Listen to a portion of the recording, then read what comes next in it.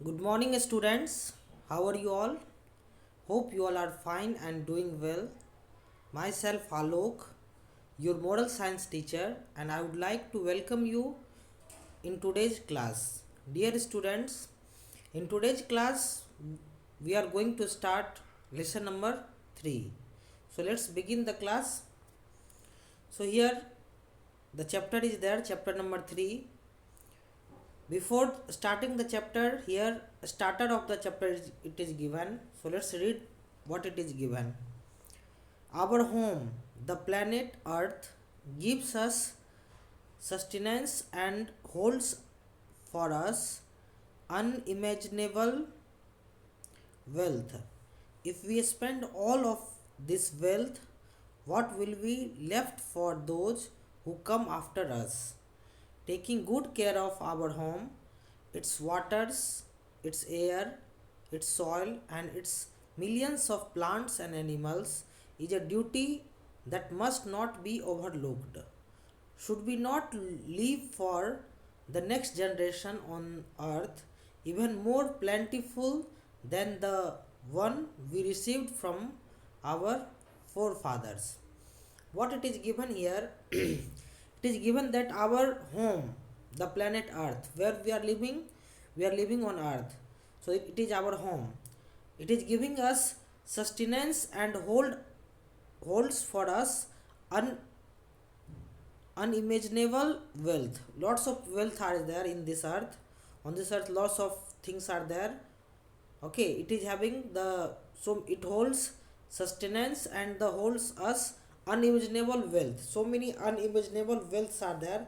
Sustenance, what is the sustenance? Means something that provides support or nourishment. So earth is providing us the support and nourishments, and there are lots of unimaginable wealth is there on the earth, like coal, petroleum. So many things are metal, copper, iron. So many things are there. Okay, so it holds unimaginable wealth. So what is happening? What we are doing day by day? We are spending all the wealth. So if we spend all this wealth, what will be left for those who come after us? After us means our that generation, new generation, the next generation, when they will come, what they will use? Okay, so if we spend all of the wealth what earth is having, what earth is having, if we spend all the wealth, then what will happen? The next generation, when they will come, nothing will left for them. So what we will left after us? So taking good care of our home, its water, its air, its soil, and its millions of plants and animals is a duty that must not be overlooked. So this is our responsibility, that whatever wealth, earth's wealth is there, like its water, its air, soil, and millions of plants and animals, it is our duty that we should take care of that, and this duty should not be overlooked. Okay, should we not leave for the next generation on earth even more plentiful than the one we received from our forefathers? In which manner we have got the earth from our forefathers, our ancestors? So it is not our responsibility that we should leave more plentiful, more better earth for the coming generation, isn't it? So about that only it is given the chapter. So let's read the chapter, which story it is given. So it is a starter of the lesson. Now here the story begins. A king went riding through the countryside to observe the conditions of his people. Passing by a field, he noticed a very old man, although weak and obviously in great pain. He was working hard planting dead trees. The king stopped his horse and asked the old man, "What are you doing? Surely at your age you should be resting at home, enjoying the loving attention of your children." What happened? One king, what happened? He went riding through the countryside to observe the condition of his people. The king wanted to know, that what is the condition of his people in his kingdom. So because of that, he went for a ride through the countryside to observe that what people are doing and what is the condition of his people. So what happened? Passing by a field, when king was passing through a field, by a field, what he noticed that a very old man, okay, a very old man around the age of 80 to 85 years old, although weak and obviously in great pain. The man was, the old man, he was very weak and obviously he was in great pain. Obviously means what? In obvious manner. Okay, in obvious manner he was having lots of pain, great pain. Then also he was working hard planting date trees. He was planting a date trees, was planting hard date trees. So many date trees he was planting. Okay, he was working hard planting date trees. So what happened? The king stopped his horse there and asked to the old man, that old man, what are you doing? What are you doing here? Surely at your age you should be resting at your home and enjoying the loving attention of your children. In this age you should be resting at your home and enjoying the loving attention of your children. What are you doing in this sunshine, and what are you doing here alone?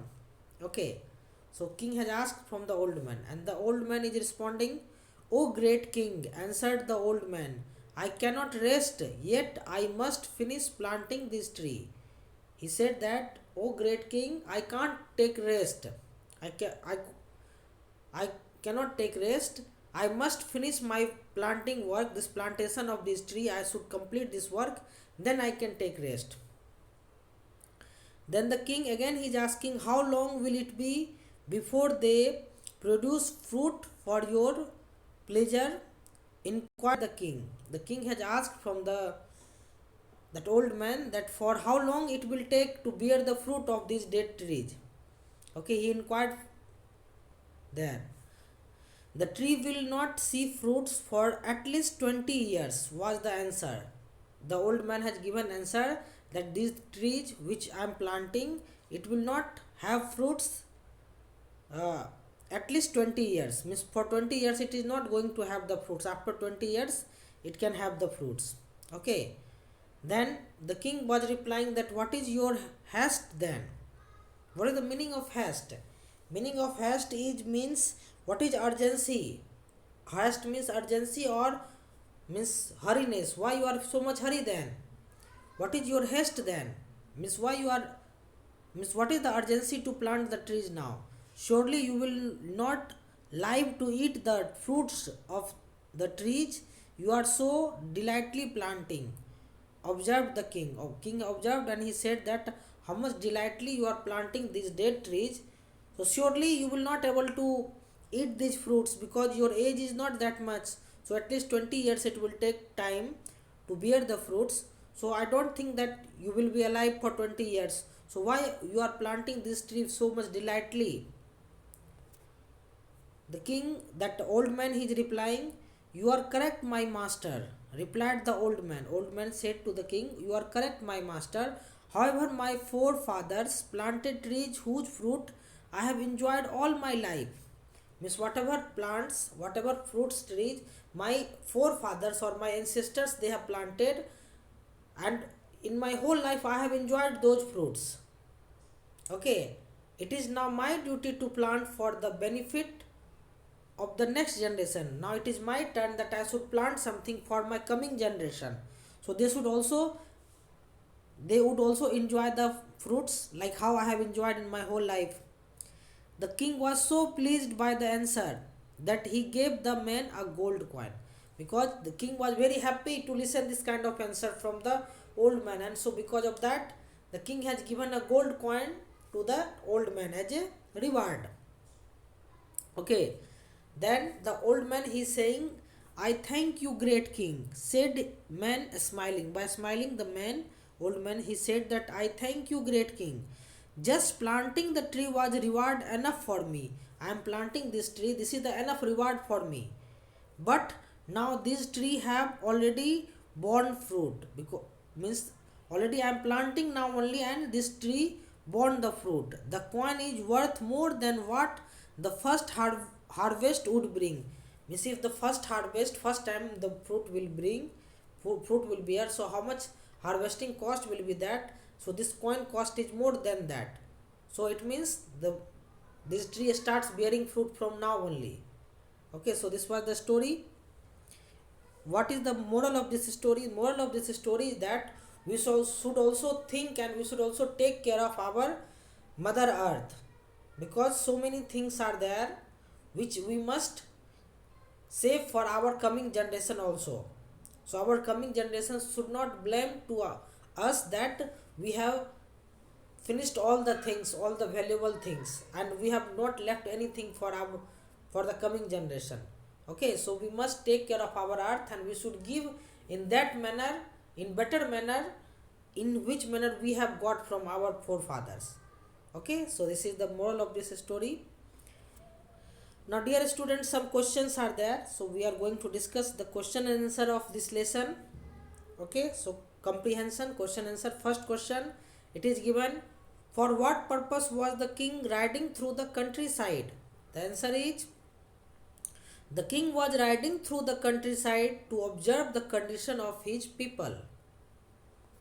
The next question, question number 2, how would you describe the man the king noticed?